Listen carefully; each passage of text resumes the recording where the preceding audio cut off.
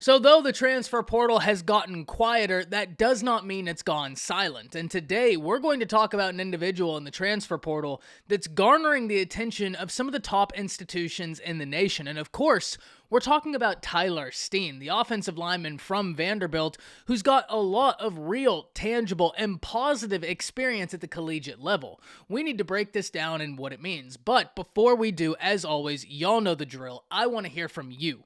Hop down to the comments, give me a Y for yes, N for no. Do you believe that Alabama should go after Tyler Steen? And let me know what you're thinking. If you are new to the channel, be sure to subscribe. Hit that bell notification because I do constant college football content and you don't want to miss any of it.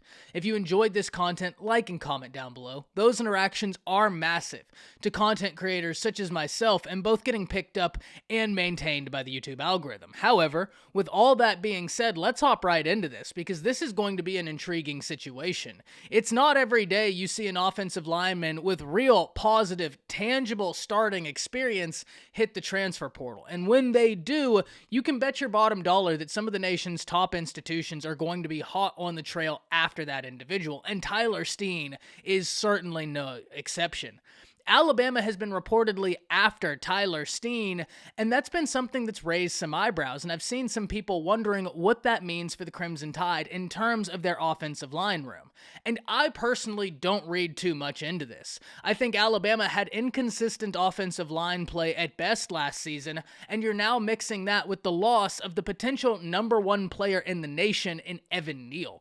So the Crimson Tide are in a situation where, though there is talent in the room, I talked yesterday about how the offensive line is a position group that takes a bit longer to development because of the massive differences in technique required, in speed required, and in strength required to play the position at the collegiate level. Remember, in high school, no matter where you go, there's all sorts of ranges of athleticism, whereas in college football, there's at least a baseline athleticism, where if you're on a college roster, a D1 college roster, you are probably one of the best, if not the best guy on your team.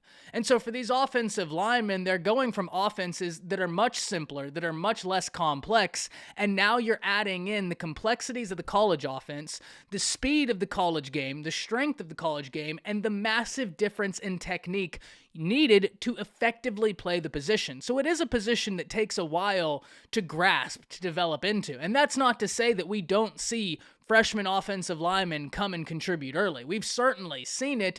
It's just not surprising when they take a year or two to develop into the position.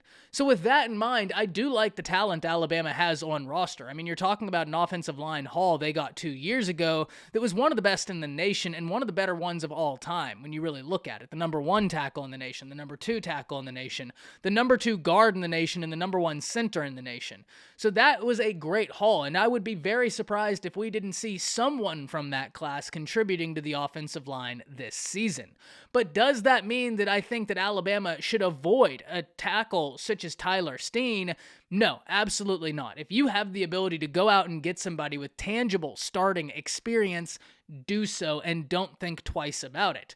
Because you know what you're getting with Tyler Steen. You know how he's translated onto the next level, and you have tangible film to watch. And even though I'm very high on the talent Alabama has in the offensive line room, and I think when you look at the new coaching hire plus the talent there, it's going to be very interesting to see how that room can take a step forward. I believe there's a lot of areas for improvement in that room. And so when we look at it like that, I'm of the mindset that you really can't have too much talent in the room present. Alabama got a really good offensive line haul this year as well, and Elijah Pritchett, Tyler Booker, just to name two of the top guys. But the point remains that if you're able to get in Tyler Steen, who has tangible starting experience at the collegiate level, with 2 years of eligibility left, you absolutely push to do so. So at the end of this all, I've seen some people kind of raise the question of, if Alabama is pursuing Tyler Steen, does that mean there's cause for concern for the talent Alabama currently has on roster? My answer is not necessarily, and the reason being is Alabama had inconsistent line play last year, and now you're losing who could be the #1 player in the draft, Evan Neal, off of that line. So what was already an offensive line that needed holes filled has now had more holes inserted into the situation. And so even though I really like the talent on Alabama's roster to be able to try and fill those holes, I don't think you argue with a veteran presence with tangible experience coming in, because it's only going to create competition. And what does Nick Saban always say?